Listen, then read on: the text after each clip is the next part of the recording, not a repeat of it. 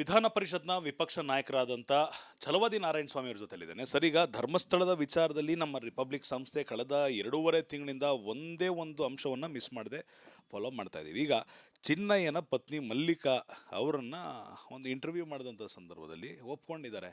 ತಿಮ್ಮರೊಡ್ಡಿ, ಮಹೇಶ್ ಅವರು, ಅದ್ರ ಜೊತೆಗೆ ವಿಠಲ್ ಗೌಡ ಇವರೆಲ್ಲರೂ ಸೇರಿಸಿ ಚಿನ್ನಯ್ಯನ ಕರ್ಕೊಂಡು ಹೋಗಿದ್ದು ನಿಮ್ಮ ಕಾಲಿಗೆ ಬಿದ್ದು ಕೇಳ್ತೀನಿ, ದಯವಿಟ್ಟು ವಾಪಸ್ಸು ನನ್ನ ಗಂಡ ಮನೆ ಹತ್ರ ಬರೋಂಗೆ ಮಾಡಿಬಿಡಿ, ನನ್ನ ಗಂಡ ಕೊಡಿಸ್ಬಿಡಿ ವಾಪಸ್ಸು, ಅವರು ಒತ್ತಡಕ್ಕೆ ಸಿಲುಕಿದ್ದಾರೆ ಅಂತ ಹೇಳ್ತಾರೆ.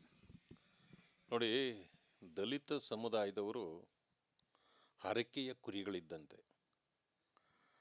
ಯಾರನ್ನಾದರೂ ನಿಂದಿಸಬೇಕಾದ್ರೆ, ಯಾರನ್ನಾದರೂ ಇದು ಮಾಡಬೇಕಂದ್ರೆ ದಲಿತ ಸಮುದಾಯದ ಕೆಲವರನ್ನು ಬಳಕೆ ಮಾಡ್ತಕ್ಕಂಥದ್ದು ಸಮಾಜದಲ್ಲಿ ಆಗಿಂದಾಗ್ಗೆ ನೋಡ್ತಿದ್ದೇವೆ. ಹಾಗೆ ಈ ವಿಚಾರದಲ್ಲೂ ಕೂಡ ಚಿನ್ನಯ್ಯನವರನ್ನು ಬಳಕೆ ಹಾಗೇ ಮಾಡಿದ್ದಾರೆ. ಈಗ ತಿಮ್ಮರೋಡಿ ಅವರು ಭಾಳ ಆರ್ಭಟ ಮಾಡಿ ಮಾತಾಡ್ತಿದ್ರು. ಇವತ್ತು ಅವರ ಎಲ್ಲ ಲೆಕ್ಕಾಚಾರ ತಳಕಳಗಾಗಿದೆ. ಅವರು ಏನೆಲ್ಲ ಇದಕ್ಕೆ ಷಡ್ಯಂತ್ರಗಳನ್ನು ರೂಪಿಸಿದ್ರು, ಈ ಬುರುಡೆ ಪುರಾಣಗಳನ್ನು ತೆಗೆದಿದ್ರು, ಈ ಇವೆಲ್ಲವೂ ಇವತ್ತು ಪೊಳ್ಳು ಅಂತಕ್ಕಂಥದ್ದು ಸಾಬೀತಾಗಿದೆ. ಈಗ ಅವರು ತಲೆ ಮರೆಸ್ಕೊಳ್ತಕ್ಕಂಥ ಪರಿಸ್ಥಿತಿ ಬಂದಿದೆ.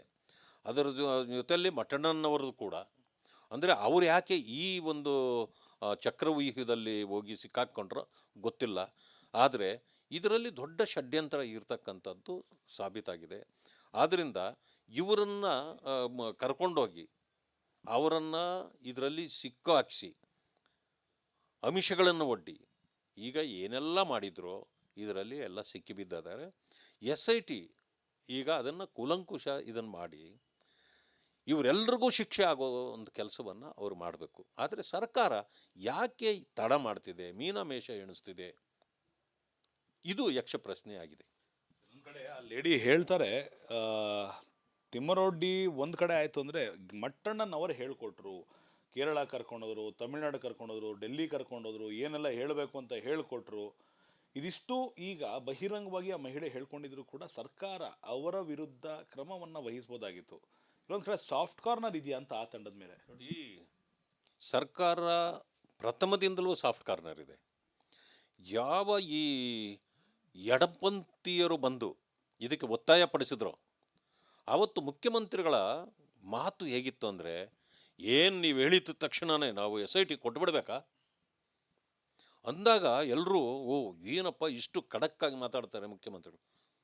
ಆದರೆ ಒಂದೇ ರಾತ್ರಿಯಲ್ಲಿ ಅವರು ಯೂಟರ್ನ್ ತಗೊಂಡು ಬೆಳಗ್ಗೆನೇ ಕೊಟ್ಟುಬಿಟ್ರು. ಅಲ್ಲಿಂದನೇ ಪ್ರಾರಂಭವಾಯಿತು ಸಾಫ್ಟ್ ಕಾರ್ನರು. ಅದು ಯಾವ ಕಾರಣಕ್ಕೆ ಅವರು ಕೊಟ್ಟರು ಯಾರಿಗೂ ಗೊತ್ತಿಲ್ಲ ಇದುವರೆಗೆ. ಕೊಟ್ಟಾದಮೇಲೆ ಈಗ ಯಾರೇ ಒಬ್ಬ ವ್ಯಕ್ತಿ ನಾನು 10 ಹೆಣ ಅಥವಾ 15 ಹೆಣ 20 ಹೆಣ ನಾನೇ ಊತಾಕಿದ್ದೀನಿ ಅಂತಂದಮೇಲೆ ನೀವು ಅವರನ್ನು ತಗೊಂಡೋಗಿ ಶೋಧನೆ ಮಾಡ್ತೀರಾ? ಅವರನ್ನು ಮೊದಲು ನೀವು ಅಪರಾಧಿ ಸ್ಥಾನದಲ್ಲಿ ನಿಲ್ಲಿಸಿ FIR ಹಾಕಿ ಕೋರ್ಟಿಗೆ ಪ್ರೊಡ್ಯೂಸ್ ಮಾಡಿ ನಿಮಗೆ ಇನ್ವೆಸ್ಟಿಗೇಷನ್ನಿಗೆ ಅವಶ್ಯಕತೆ ಬಂದಾಗ ಅವ್ರನ್ನ ನೀವು ಬಳಕೆ ಮಾಡಬೇಕಾಗಿತ್ತೇ ಹೊರತು ನೀವು ಅವರನ್ನು SITಗೆ ಹೆಡ್ ಮಾಡ್ತಿರಲ್ಲ, ಆ ಥರ ಮಾಡಿಬಿಟ್ರಿ. ಸರ್ಕಾರದ ಕ್ರಮಗಳು ತಪ್ಪಲ್ವಾ? ಇದನ್ನು ಮಾಡ್ತಾರಾ ಯಾರಾದರೂ? ನೀವು ಆ ರೀತಿಯ ಪ್ರೋತ್ಸಾಹ ಕೊಟ್ಟಿದ್ದರಿಂದ ಇವತ್ತು ಇದು SIT ಏನೇ ರಿಪೋರ್ಟ್ ಕೊಡಲಿ ಮುಖಭಂಗ ಆಗ್ತಕ್ಕಂಥದ್ದು ಸರ್ಕಾರಕ್ಕೆ. ಯಾಕೆಂದರೆ ಸರ್ಕಾರದ ಕ್ರಮಗಳೇ ಇವತ್ತು ಒಂದು ರೀತಿಯ ಸಂಶಯಾಸ್ಪದವಾಗಿದೆ. ಆ ಸಂಶಯವನ್ನು ಇವತ್ತು ಯಾರು ಪರಿಹಾರ ಮಾಡಬೇಕು? ಈಗ ಇವರನ್ನು ಇಷ್ಟಾದರೂ ಕೂಡ ಇನ್ನೂ ನೀವು ಬಂಧಿಸ್ತಾ ಇಲ್ಲ. ಅವರನ್ನು ಎನ್ಕ್ವೈರಿ ಮಾಡಬೇಕಂತಂದರೆ ಬಂಧಿಸಿ ಎನ್ಕ್ವೈರಿ ಮಾಡಬೇಕೇ ಹೊರತು ನೀವು ಅವ್ರನ್ನ ಮನೆಯಲ್ಲಿ ಇಟ್ಬಿಟ್ಟು ಹೋಗಿ ಆರೋಗ್ಯ ಚೆನ್ನಾಗಿದೆಯಾ ಅಂತ ಕೇಳ್ಕೊಂಬಂದಂಗಿದೆ SITಯ ಕ್ರಮ.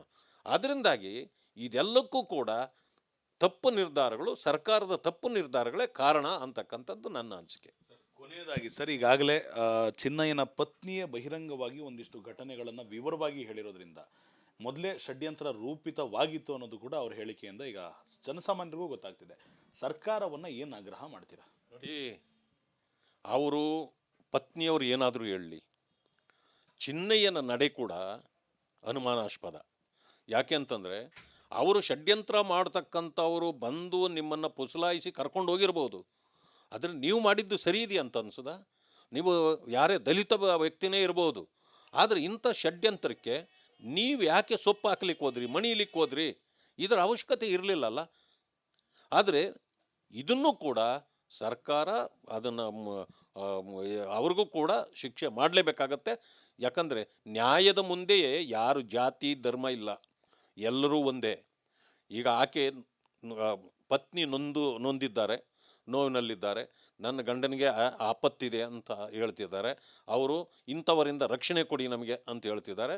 ಇದೆಲ್ಲ ಸರಿ, ಆದರೆ ತಪ್ಪು ಯಾರೇ ಮಾಡಿದರೂ ತಪ್ಪೇ ಆಗುತ್ತೆ. ನ್ಯಾಯಾಲಯ ಎಲ್ಲರಿಗೂ ಒಂದೇ ರೀತಿಯ ಶಿಕ್ಷೆ ಕೊಡುತ್ತೆ. ಚಿನ್ನಯ್ಯನನ್ನೂ ಸೇರಿ ಎಲ್ಲರಿಗೂ ಶಿಕ್ಷೆ ಕೊಡಬೇಕಾಗತ್ತೆ. ಇದರಲ್ಲಿ ದೊಡ್ಡ ಷಡ್ಯಂತ್ರ ಇದೆ. ಈ ಷಡ್ಯಂತ್ರ ಏನಂದ್ರು ಹಿಂದೂ ವಿರೋಧಿತನದ ಷಡ್ಯಂತ್ರ ಇದು. ಆ ಕಾರಣದಿಂದಾಗಿ ಮಾಡಿದ ತಪ್ಪನ್ನು ಇವತ್ತು ಸರ್ಕಾರ ಮಾಡಿದ ತಪ್ಪನ್ನು ಯಾರೂ ಕೂಡ ಕ್ಷಮಿಸಲಿಕ್ಕೆ ಸಾಧ್ಯ ಇಲ್ಲ. ಸರ್ಕಾರ ಎಲ್ಲ ತಪ್ಪಿತಸ್ಥರನ್ನು ನ್ಯಾಯದ ತಳಗಡೆ ತರಬೇಕು, ಎಲ್ಲರಿಗೂ ಶಿಕ್ಷೆ ಆಗಬೇಕು. SIT ಯಾನು ಮಂದಗತಿಯಲ್ಲಿ ಸಾಗ್ತಾ ಇದೆ, ಯಾರನ್ನು ರಕ್ಷಣೆ ಮಾಡೋಕ್ಕೆ ಹೋಗ್ತಾ ಇದೆ, ಇದೆಲ್ಲನೂ ಕೂಡ ಗೌಪ್ಯತೆ ಕಾಣ್ತಾ ಇದೆ. ಈಗ ಸರ್ಕಾರಕ್ಕೆ ನಾನು ಹೇಳ್ತಕ್ಕಂಥದ್ದು ಇಷ್ಟೇ, ಯಾರೇ ತಪ್ಪು ಮಾಡಿದರೂ ಶಿಕ್ಷೆ ಆಗಬೇಕು. ಹಿಂದೂ ವಿರೋಧಿತನ ಏನು ಸರ್ಕಾರ ಮಾಡ್ತಾ ಇದೆ ಇದಕ್ಕೆ ಅಂತ್ಯ ಆಡಬೇಕು. ಯಾವುದನ್ನು ಕೂಡ ಮುಚ್ಚಿಡ್ತಕ್ಕಂಥದ್ದಿಲ್ಲ. ದೇವಾಲಯಕ್ಕೆ ಕಪ್ಪು ಚುಕ್ಕೆ ತರ್ತಕ್ಕಂಥ ಕೆಲಸವನ್ನು ಮೊದಲು ಸರ್ಕಾರ ಕೈ ಬಿಡಬೇಕು ಅಂತೇಳಿ ನಾನು ಹೇಳಲಿಕ್ಕೆ ಬಯಸ್ತೇನೆ. ಇವಿಷ್ಟಾಗಿತ್ತು ಛಲವಾದಿ ನಾರಾಯಣ ಸ್ವಾಮಿ ಅವರ ಮಾತು. ಕ್ಯಾಮರಾ ಪರ್ಸನ್ ಶಿವಶಂಕರ್ ಜೊತೆ ಅಭಿಷೇಕ್ ವಿವಿ, ರಿಪಬ್ಲಿಕ್ ಕನ್ನಡ, ಬೆಂಗಳೂರು. ವಿಧಾನ ಪರಿಷತ್ನ ವಿಪಕ್ಷ ನಾಯಕರಾದಂಥ ಛಲವಾದಿ ನಾರಾಯಣ ಸ್ವಾಮಿ ಅವರ ಜೊತೆಲಿದ್ದೇನೆ. ಸರ್, ಈಗ ಧರ್ಮಸ್ಥಳದ ವಿಚಾರದಲ್ಲಿ ನಮ್ಮ ರಿಪಬ್ಲಿಕ್ ಸಂಸ್ಥೆ ಕಳೆದ 2.5 ತಿಂಗಳಿಂದ ಒಂದೇ ಒಂದು ಅಂಶವನ್ನು ಮಿಸ್ ಮಾಡದೆ ಫಾಲೋ ಮಾಡ್ತಾ ಇದ್ದೀವಿ. ಈಗ ಚಿನ್ನಯ್ಯನ ಪತ್ನಿ ಮಲ್ಲಿಕಾ ಅವರನ್ನು ಒಂದು ಇಂಟರ್ವ್ಯೂ ಮಾಡಿದಂಥ ಸಂದರ್ಭದಲ್ಲಿ ಒಪ್ಕೊಂಡಿದ್ದಾರೆ. ತಿಮ್ಮರೊಡ್ಡಿ, ಮಹೇಶ್ ಅವರು, ಅದ್ರ ಜೊತೆಗೆ ವಿಠ್ಠಲ್ ಗೌಡ, ಇವರೆಲ್ಲರೂ ಸೇರಿಸಿ ಚಿನ್ನಯ್ಯನ ಕರ್ಕೊಂಡು ಹೋಗಿದ್ದು ನಿಮ್ಮ ಕಾಲಿಗೆ ಬಿದ್ದು ಕೇಳ್ತೀನಿ, ದಯವಿಟ್ಟು ವಾಪಸ್ಸು ನನ್ನ ಗಂಡ ಮನೆ ಹತ್ರ ಬರೋಂಗೆ ಮಾಡಿಬಿಡಿ, ನನ್ನ ಗಂಡ ಕೊಡಿಸ್ಬಿಡಿ ವಾಪಸ್ಸು, ಅವರು ಒತ್ತಡಕ್ಕೆ ಸಿಲುಕಿದ್ದಾರೆ ಅಂತ ಹೇಳ್ತಾರೆ. ನೋಡಿ, ದಲಿತ ಸಮುದಾಯದವರು ಹರಕೆಯ ಕುರಿಗಳಿದ್ದಂತೆ. ಯಾರನ್ನಾದರೂ ನಿಂದಿಸಬೇಕಾದ್ರೆ, ಯಾರನ್ನಾದರೂ ಇದು ಮಾಡಬೇಕಂದ್ರೆ ದಲಿತ ಸಮುದಾಯದ ಕೆಲವರನ್ನು ಬಳಕೆ ಮಾಡ್ತಕ್ಕಂಥದ್ದು ಸಮಾಜದಲ್ಲಿ ಆಗಿಂದಾಗೆ ನೋಡ್ತಿದ್ದೇವೆ. ಹಾಗೆ ಈ ವಿಚಾರದಲ್ಲೂ ಕೂಡ ಚಿನ್ನಯ್ಯನವರನ್ನು ಬಳಕೆ ಹಾಗೇ ಮಾಡಿದ್ದಾರೆ. ಈಗ ತಿಮ್ಮರೋಡಿ ಅವರು ಭಾಳ ಆರ್ಭಟ ಮಾಡಿ ಮಾತಾಡ್ತಿದ್ರು. ಇವತ್ತು ಅವರ ಎಲ್ಲ ಲೆಕ್ಕಾಚಾರ ತಳಕೆಳಗಾಗಿದೆ. ಅವರು ಏನೆಲ್ಲ ಇದಕ್ಕೆ ಷಡ್ಯಂತ್ರಗಳನ್ನು ರೂಪಿಸಿದ್ರು, ಈ ಬುರುಡೆ ಪುರಾಣಗಳನ್ನು ತೆಗೆದಿದ್ರು, ಈ ಇವೆಲ್ಲವೂ ಇವತ್ತು ಪೊಳ್ಳು ಅಂತಕ್ಕಂಥದ್ದು ಸಾಬೀತಾಗಿದೆ. ಈಗ ಅವರು ತಲೆ ಮರೆಸ್ಕೊಳ್ತಕ್ಕಂಥ ಪರಿಸ್ಥಿತಿ ಬಂದಿದೆ. ಅದರ ಜೊತೆಯಲ್ಲಿ ಮಠಣ್ಣನವರು ಕೂಡ, ಅಂದರೆ ಅವರು ಯಾಕೆ ಈ ಒಂದು ಚಕ್ರವ್ಯೂಹದಲ್ಲಿ ಹೋಗಿ ಸಿಕ್ಕಾಕ್ಕೊಂಡ್ರೋ ಗೊತ್ತಿಲ್ಲ. ಆದರೆ ಇದರಲ್ಲಿ ದೊಡ್ಡ ಷಡ್ಯಂತ್ರ ಇರತಕ್ಕಂಥದ್ದು ಸಾಬೀತಾಗಿದೆ. ಆದ್ದರಿಂದ ಇವರನ್ನು ಕರ್ಕೊಂಡೋಗಿ ಅವರನ್ನು ಇದರಲ್ಲಿ ಸಿಕ್ಕಾಕಿಸಿ ಆಮಿಷಗಳನ್ನು ಒಡ್ಡಿ ಈಗ ಏನೆಲ್ಲ ಮಾಡಿದ್ರೋ ಇದರಲ್ಲಿ ಎಲ್ಲ ಸಿಕ್ಕಿಬಿದ್ದಿದ್ದಾರೆ. SIT ಈಗ ಅದನ್ನು ಕೂಲಂಕುಷ ಇದನ್ನು ಮಾಡಿ ಇವರೆಲ್ಲರಿಗೂ ಶಿಕ್ಷೆ ಆಗೋ ಒಂದು ಕೆಲಸವನ್ನು ಅವರು ಮಾಡಬೇಕು. ಆದರೆ ಸರ್ಕಾರ ಯಾಕೆ ತಡ ಮಾಡ್ತಿದೆ, ಮೀನಮೇಷ ಎಣಿಸ್ತಿದೆ, ಇದು ಯಕ್ಷ ಪ್ರಶ್ನೆ ಆಗಿದೆ. ಒಂದು ಕಡೆ ಆ ಲೇಡಿ ಹೇಳ್ತಾರೆ, ತಿಮ್ಮರೊಡ್ಡಿ ಒಂದು ಕಡೆ ಆಯಿತು ಅಂದರೆ ಮಟ್ಟಣ್ಣನವರು ಹೇಳ್ಕೊಟ್ರು, ಕೇರಳ ಕರ್ಕೊಂಡೋದ್ರು, ತಮಿಳ್ನಾಡು ಕರ್ಕೊಂಡೋದ್ರು, ಡೆಲ್ಲಿ ಕರ್ಕೊಂಡೋದ್ರು, ಏನೆಲ್ಲ ಹೇಳಬೇಕು ಅಂತ ಹೇಳಿಕೊಟ್ರು. ಇದಿಷ್ಟು ಈಗ ಬಹಿರಂಗವಾಗಿ ಆ ಮಹಿಳೆ ಹೇಳ್ಕೊಂಡಿದ್ರು ಕೂಡ ಸರ್ಕಾರ ಅವರ ವಿರುದ್ಧ ಕ್ರಮವನ್ನು ವಹಿಸ್ಬೋದಾಗಿತ್ತು. ಇನ್ನೊಂದು ಕಡೆ ಸಾಫ್ಟ್ ಕಾರ್ನರ್ ಇದೆಯಾ ಅಂತ ಆ ತಂಡದ ಮೇಲೆ. ನೋಡಿ, ಸರ್ಕಾರ ಪ್ರಥಮದಿಂದಲೂ ಸಾಫ್ಟ್ ಕಾರ್ನರ್ ಇದೆ.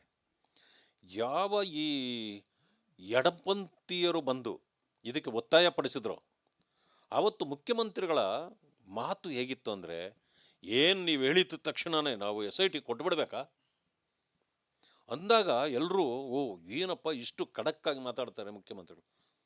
ಆದರೆ ಒಂದೇ ರಾತ್ರಿಯಲ್ಲಿ ಅವರು ಯೂಟರ್ನ್ ತಗೊಂಡು ಬೆಳಗ್ಗೆನೇ ಕೊಟ್ಟುಬಿಟ್ರು.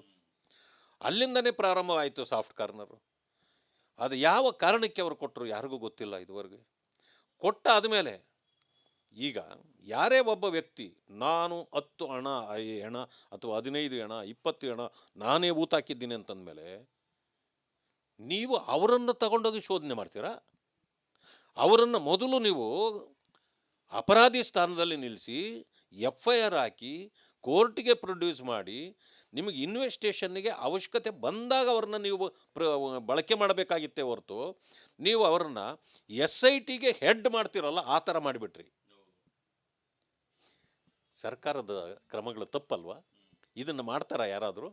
ನೀವು ಆ ರೀತಿಯ ಪ್ರೋತ್ಸಾಹ ಕೊಟ್ಟಿದ್ದರಿಂದ ಇವತ್ತು ಇದು SIT ಏನೇ ರಿಪೋರ್ಟ್ ಕೊಡಲಿ ಮುಖಭಂಗ ಆಗ್ತಕ್ಕಂಥದ್ದು ಸರ್ಕಾರಕ್ಕೆ.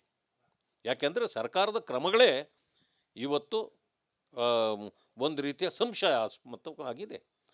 ಆ ಸಂಶಯವನ್ನು ಇವತ್ತು ಯಾರು ಪರಿಹಾರ ಮಾಡಬೇಕು? ಈಗ ಇವರನ್ನು ಇಷ್ಟಾದರೂ ಕೂಡ ಇನ್ನೂ ನೀವು ಬಂಧಿಸ್ತಾ ಇಲ್ಲ. ಅವರನ್ನು ಎನ್ಕ್ವೈರಿ ಮಾಡಬೇಕಂತಂದರೆ ಬಂಧಿಸಿ ಎನ್ಕ್ವೈರಿ ಮಾಡಬೇಕೇ ಹೊರತು ನೀವು ಅವ್ರನ್ನ ಮನೆಯಲ್ಲಿ ಇಟ್ಬಿಟ್ಟು ಹೋಗಿ ಆರೋಗ್ಯ ಚೆನ್ನಾಗಿದೆಯಾ ಅಂತ ಕೇಳ್ಕೊಂಬಂದಂಗಿದೆ SITಯ ಕ್ರಮ. ಅದರಿಂದಾಗಿ ಇದೆಲ್ಲಕ್ಕೂ ಕೂಡ ತಪ್ಪು ನಿರ್ಧಾರಗಳು, ಸರ್ಕಾರದ ತಪ್ಪು ನಿರ್ಧಾರಗಳೇ ಕಾರಣ ಅಂತಕ್ಕಂಥದ್ದು ನನ್ನ ಅನಿಸಿಕೆ. ಕೊನೆಯದಾಗಿ ಸರ್, ಈಗಾಗಲೇ ಚಿನ್ನಯ್ಯನ ಪತ್ನಿಯೇ ಬಹಿರಂಗವಾಗಿ ಒಂದಿಷ್ಟು ಘಟನೆಗಳನ್ನು ವಿವರವಾಗಿ ಹೇಳಿರೋದ್ರಿಂದ ಮೊದಲೇ ಷಡ್ಯಂತ್ರ ರೂಪಿತವಾಗಿತ್ತು ಅನ್ನೋದು ಕೂಡ ಅವ್ರ ಹೇಳಿಕೆಯಿಂದ ಈಗ ಜನಸಾಮಾನ್ಯರಿಗೂ ಗೊತ್ತಾಗ್ತಿದೆ.